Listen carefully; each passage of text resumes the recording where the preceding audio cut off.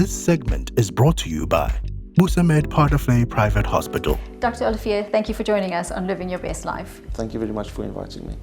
So we're going to talk about hip replacements, and I think we all have an understanding of what a hip replacement is. But what are some of the conditions that lead to one having a hip replacement? There's various reasons why people will get a hip replacement. The most common reason, obviously, is as we get older and we get a degenerative hip.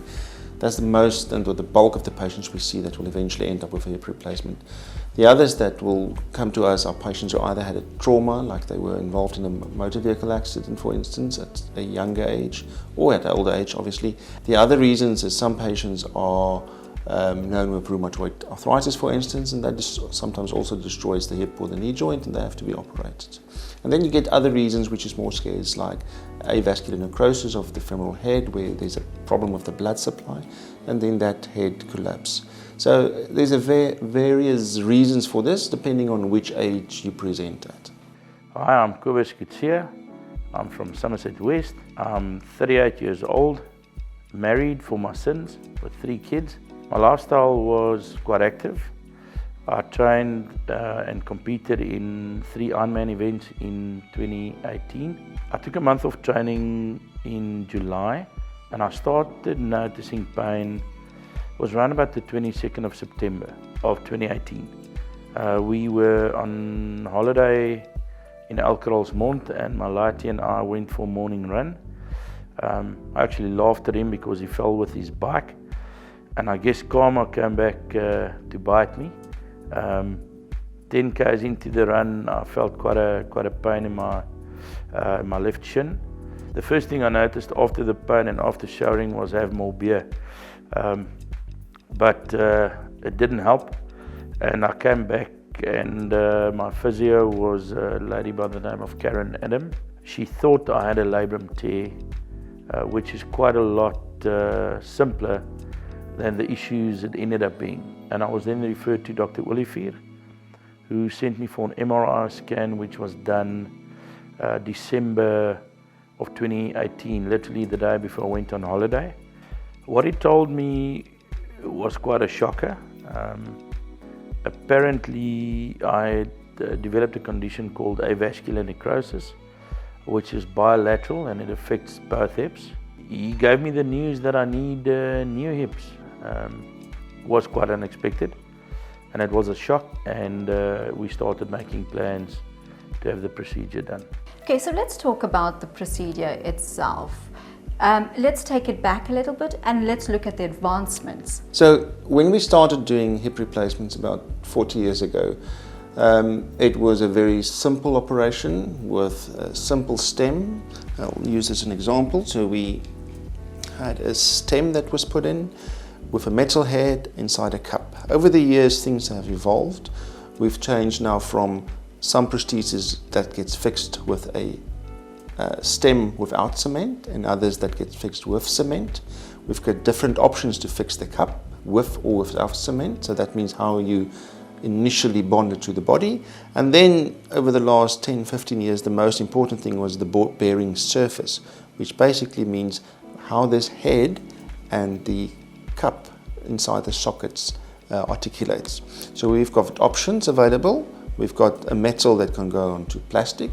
We can do metal on metal in certain cases.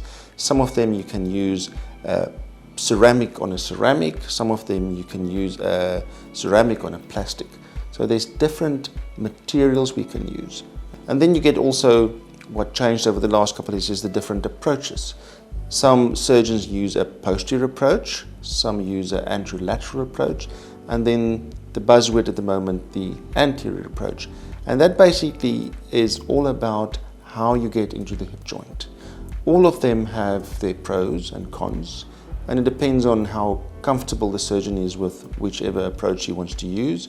In some patients we will say, but for this patient a posterior approach will be better. In some patients maybe a direct anterior approach will be better. But if we look at the literature out there, they all do exactly the same after a certain amount of time. So it might make a difference in the first 6 weeks, but after that, if your surgeon does a posterior, anterior or anterolateral approach, your results will most probably end up being the same. There's very little scarring. It looks like a small little cut. I think Dr. Olivier is quite good at needlework.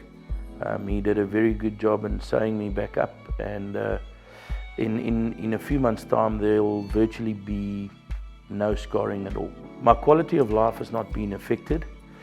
The only concern I had was the discussion around running again going forward, and my wife wasn't too happy with it.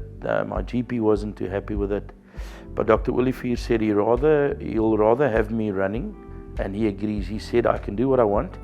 I can do Ironman again. He doesn't want to know, but he wants pictures. So it's quite fun. I've got a few amazing photos to brag with.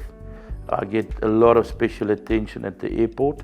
People all of a sudden like to touch me because I set off the alarm. It's quite fun.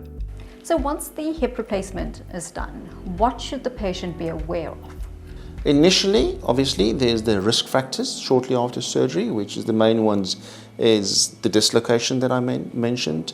They can initially have a bit of medical issues that we have to sort, but we look at all those issues preoperatively. For patients that's a bit older, we get our team involved to look at their house setup.